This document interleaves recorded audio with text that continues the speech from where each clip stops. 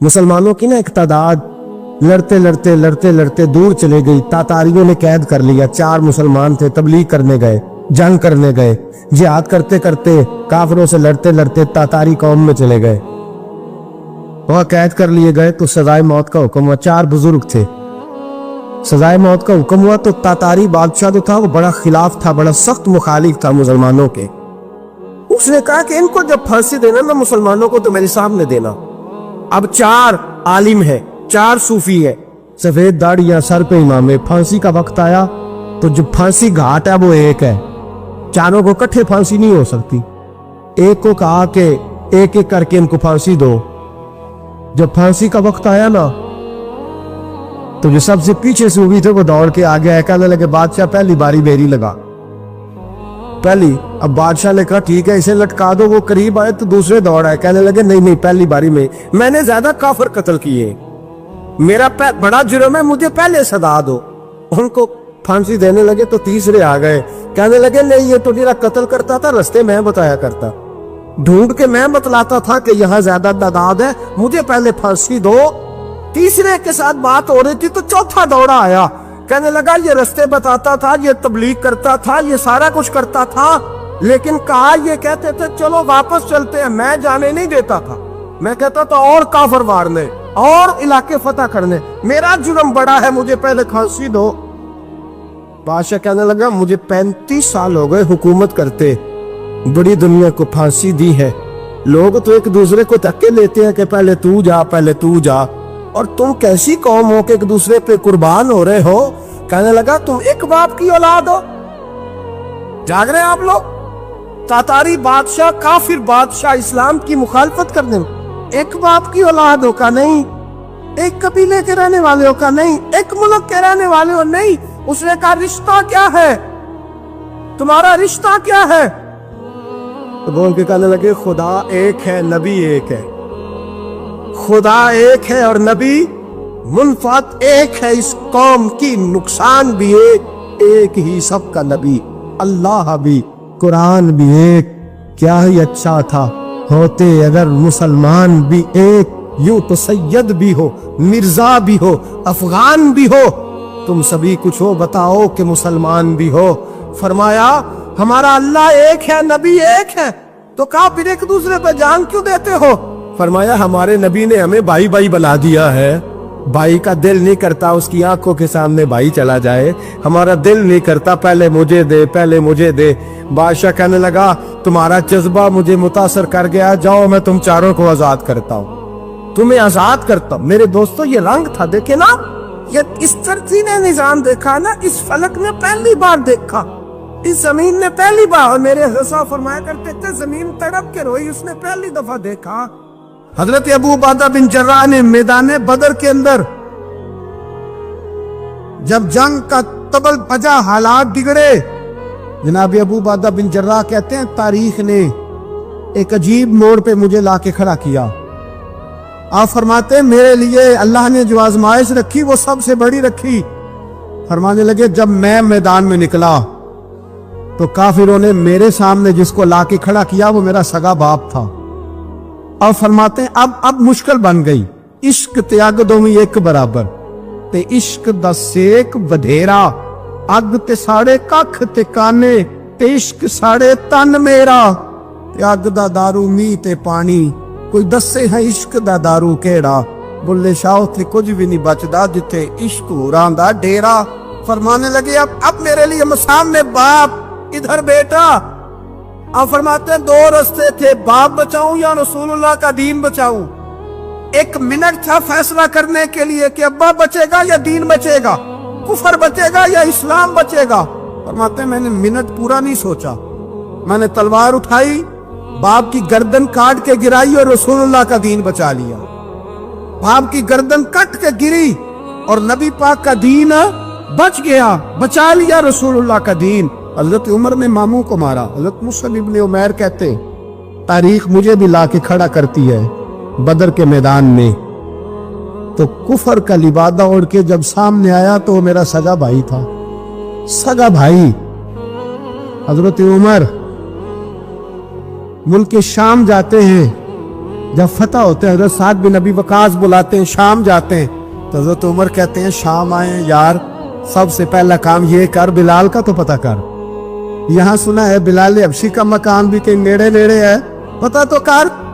حضرت بلال حبشی حضرت سیدنا سعد کہنے لگے حضور بلا نہ لے. فرمایا نہیں, وہ مصطفیٰ کا غلام ہے تو میرا تو امام ہے, میں گھر ملنے جاؤں گا, گھر رحماؤ بینہم, کالے رنگ کے حبشی غلام سیدنا بلال حبشی کو ملنے گھر گئے اور جناب عمر جا کے بیٹھک میں انتظار کرنے لگے, گویا ڈرائنگ روم میں بیٹھے انتظار ہونے لگا.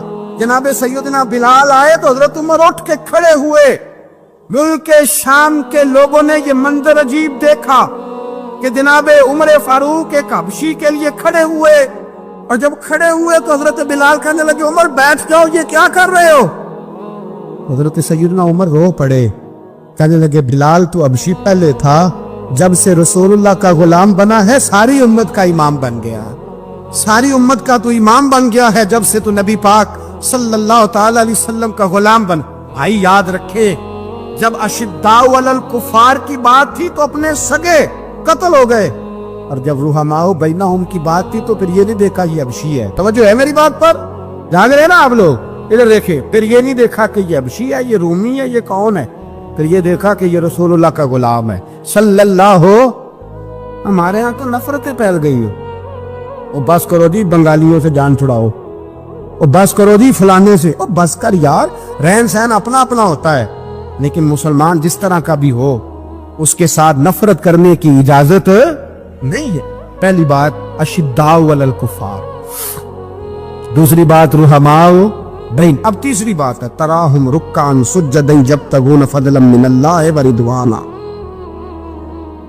میں نے شروع میں بات کی تھی نا کہ اگر خانہ کعبہ میں 40-50 لاکھ حاجی مل کے دعائی مانگ لیتا, دعائی مانگ لیتا مل کے تو کمال ہو جاتا. حضرت ابو بکر صدیق رضی اللہ تعالیٰ عنہ سے کسی نے پوچھا تھا بدر میں فتح کیسے ہوئی؟ اب بھی مسلمان کہتے ہیں نہیں جی کیسے لڑیں گے جی, ہمیں اپنا بڑا مسئلہ ہے.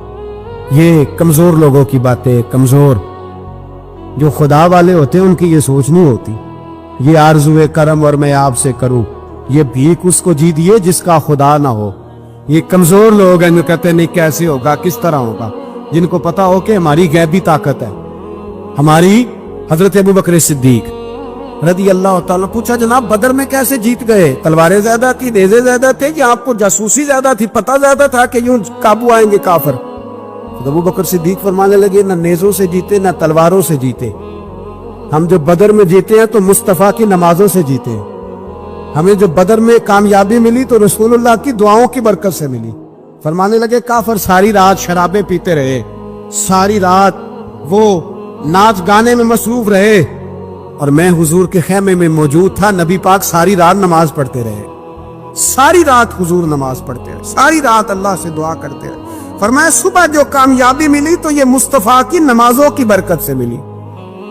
ایک بزرگ کی میں بات سن رہا تھا, وہ کہہ رہے تھے اب نمازیں عبادتیں ریاضتیں بعد میں کرنا, پہلے جہاد کرو. کہہ رہے تھے اب نکل کر خانقاہوں سے ادا کر رسم شبیری, عبادتیں ریاضتیں تلاوتیں درود بعد میں ہوگا, پہلے جہاد. تو میں نے کہا صاحب عبادتیں تلاوتیں درود ہو کہاں رہا ہے, پہلے وہ جگہ تو بتائیں. خانقاہوں پہ تو عرس ہو رہا ہے, سال کے بعد ڈھول لگ رہا ہے. وہ جو زمانہ تھا نا کہ خانقاہ شریف پہ شام تک قرآن مجید ختم ہوگا, فجر کے بعد 50,000 درود پڑھا جائے گا, وہاں لوگ آئے ہیں تو وہاں ذکر کرتے کرتے لوگ اس قدر مست ہوئے کہ انہیں ہوش ہی نہیں کہاں کہ کہاں گئے. وہ تو دور ختم ہو گیا. اب کہاں ہے خانقاہ میں؟ اب تو نظر نیاز رہ گئی, ختم شریف رہ گیا, عرس پاک رہ گیا, باقی تو معاملہ ختم ہے. وہ کہاں گیا معاملہ سارا؟ بھائی تو آئے التجائیں شہاب الدین غوری سے پوچھا جناب فتح کیسے ہوئی؟ کہنے لگے خواجہ معین الدین اجمیری کی دعاؤں کی برکت سے. فرماتے ہیں بابا دعا مانگتا تھا, ہم جہاد کرتے تھے, اللہ کامیابی دے دیتا. بھائی وہ عبادت, وہ ریاضت, وہ مسلمان جو رات کو اپنے رب کو منا لیا کرتا تھا, وہ اپنی عبادت کے زور پر اللہ تبارک و تعالیٰ کی بارگاہ میں آہو زاری. حضور نے فرمایا الدعاء صلاح المومن, دعا مومن کا ہتھیار ہے. دعا مومن کا, بول کے بتانا ہے, دعا مومن کا. فرمایا مومن یہ ہتھیار چلا سکتا ہے, یہ ہتھیار کافر کے پاس موجود حضرت زید بن حارثہ رضی اللہ تعالیٰ عنہ کو نہ پکڑ کے کچھ کافر ان کو پکڑ کے لے گئے تو ایک درخت کے ساتھ باندھ لیا، کہنے لگے تمہیں قتل کریں گے، حضور کے صحابی ہیں رضی اللہ تعالیٰ۔ جب کافر آپ کو قتل کرنے لگا نا تو انہوں نے درخت کے ساتھ اچھی طریقے سے ٹانگیں باندھ لی، ہاتھ باندھ لیے، گردن باندھ لی، کہنے لگا بلا اپنے رب کو۔ حضرت زید رضی اللہ تعالیٰ عنہ فرمانے لگے میں تو شہید ہونے کو تیار تھا، لیکن تو نے آزمانے کا پروگرام بنایا تو ٹھیک ہے، میں پھر بلانے لگا ہوں اپنے رب کی مدد کو، اے اللہ مدد فرما۔ اس نے اتنی دیر میں تلوار نیام سے نکال لی، اے اللہ مدد فرما۔ اس نے جب تک دونوں ہاتھوں میں تلوار سونت لی، اے اللہ مدد فرما۔ جب تیسری بار آپ نے یہ کہا تو اس نے تلوار اٹھائی، کہا اللہ مدد فرما۔ حضرت زید رضی اللہ تعالیٰ عنہ کہتے ہیں جب چوتھی بار میری زبان سے لفظ نکلے، کافر کے ہاتھ میں تلوار تھی پر گردن بھی اس کی کٹ کے نیچے گر گئی، گردن کٹ کے اسی وقت نیچے گری۔